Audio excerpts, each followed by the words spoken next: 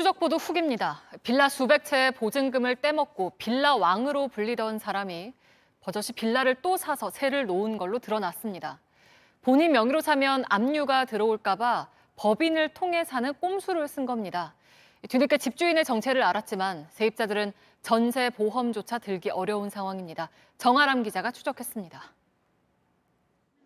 사회초년생인 이모 씨는 2년 전 서울 은평구 빌라를 전세로 얻었습니다. 7천만 원을 대출받아 전세 보증금 1억 원을 마련했습니다.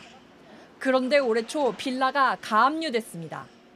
집주인은 지난해 기준 약 600채의 빌라를 보유해 일명 빌라왕이라 불리던 진모 씨. 진 씨가 떼먹은 보증금은 358억 원입니다.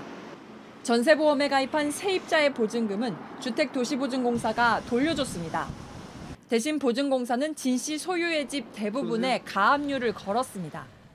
이 때문에 보험에 들지 않은 세입자들은 집이 팔려도 보증금을 받기 어렵게 됐습니다. 빚이 아예 없던 사람이 몇 천만 원의 빚을 갖는다는 자체가 이거는 청천벽력뿐만 아니라 죽고 싶은 심정이에요, 솔직히 말하면. 내가 왜 쓰지도 않은 돈을 왜 갚아야 되는 거지? 진 씨를 집주인으로 둔 신혼부부 박모 씨도 사정은 비슷합니다.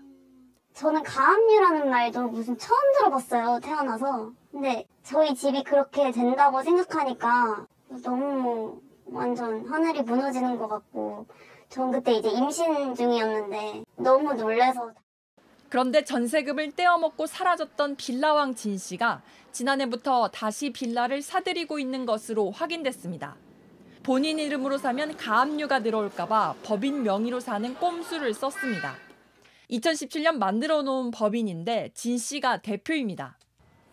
진 씨가 사들여 전세를 놓은 강서구 화곡동의 한 빌라입니다. 방 2개짜리 집이라 세입자 가운데 사회초년생이나 신혼부부들이 많습니다. 진 씨는 강서구 화곡동 말고도 동대문구 장안동 등에 총 4채의 빌라를 사들였습니다. 세입자들은 집주인이 진 씨라는 걸 전혀 모르고 있었습니다. 그게 그 진 씨 거라는 거 알고 계셨어요? 아니, 몰랐어요. 지금 마신 거예요? 네네, 지금 알았어요.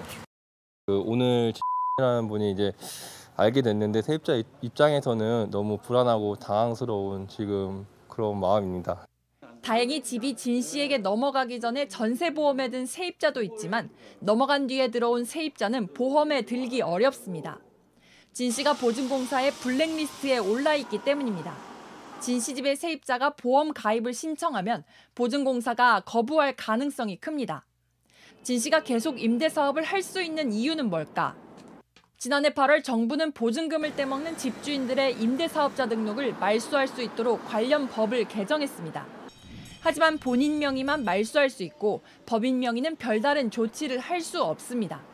피해자는 계속해서 늘어날 수밖에 없는 상황인 거죠. 매매가가 워낙 폭등했잖아요. 웬만하면은 전세 대출 받아가지고 대부분 전세로 시작할 텐데 이런 사기꾼들이 많으면은 당할 수밖에 없죠. 진 씨는 현재 행방이 묘연한 상태.